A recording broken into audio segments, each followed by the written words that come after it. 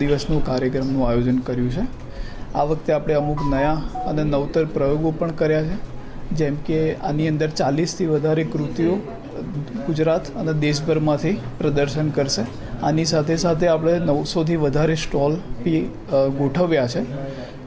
એની સાથે સાથે આપણે પાર્કિંગની આ વખતે થોડી વ્યવસ્થિત રીતની વ્યવસ્થા કરેલી છે, જેમાં 4 અલગ અલગ પાર્કિંગ સ્પોટ બી નક્કી કરવામાં આવેલા છે।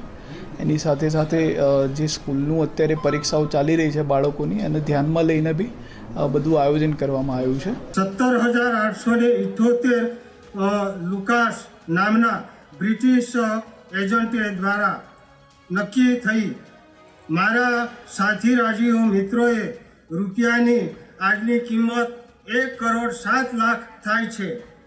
આજે કેવળ એના 10%થી પણ ઓછી રકમ અમારા રાજીવોને મળે છે। સાથે અમારા પૂર્વજોએ આપેલ બલિદાન અને હક્કો માટે એકવાર બ્રિટિશ સરકારને પણ માનવ અધિકાર પંચ પાસે લઈ જવું પડે તો અચકાશું નહીં। કાયદાની મર્યાદામાં રહી એપ્રિલ 20-25થી તબક્કાવાર આંદોલન કરવામાં આવશે। અમારો ડાંગ દરબાર 1842-43થી ચાલતો આવ્યો છે।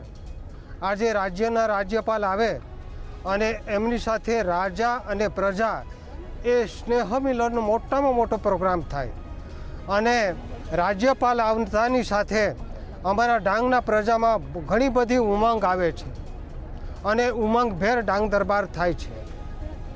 એટલા માટે અમે નારાજ હતા। અમે બે રાજાનું આયોજન ચાલે છે એ પ્રમાણે જ બગી મંગાવીએ છીએ અને જે લીંગાના રાજા સ્વતંત્ર બેસે છે એમની માટે એક અલગ બગી રહે છે। એમાં કોઈ અમને મન દુઃખ નથી, એટલે એ રીતના આયોજન હતું। તો જે બોર્ડ લગાવેલો, આવો બોર્ડ તો કોઈ દિવસ લગાવાતો નથી બગીમાં। એ મનસ્વી રીતે છે ને એ બગીમાં બોર્ડ લગાવી દીધો છે। જે ભવ્ય ડાંગ દરબારનું આયોજન 9મી તારીખથી આપણા ડાંગના હવા ખાતે થયું છે અને ભવ્ય આયોજન પૂરા ડાંગથી જ નહીં પણ ગુજરાતથી અને મને જે લોકો મળ્યા છે પૂરા દેશભરથી લોકો આવ્યા છે અને આપણે ડાંગના રાજાઓને સન્માન કરવા માટે ખાસ કરીને આપણે ડાંગ દરબાર 1842થી ચાલી રહ્યો છે, એ પરંપરા ચાલે છે અને અમારી ભારતીય જનતા પાર્ટીની રાજ્ય સરકાર અને કેન્દ્ર સરકાર સાથે મળીને ડાંગ દરબાર દર વર્ષે સારા રીતે અને ભવ્ય રીતે કઈ રીતે ઉજવાય એના માટે પ્રયત્ન કરી રહ્યા। 6,000 પેન્શન મળતું એને 20,000 કરવામાં આવ્યું અને એમની હજુ પણ કોઈ પણ માંગણી હશે, રજૂઆત હશે અને કોઈ પણ એમના ફીડબેક સજેશન હશે, અમે 100% અમારા ડાંગના રાજાના કોઈ પણ સૂચનો હોય એ અમને શિરોમાણીએ છીએ।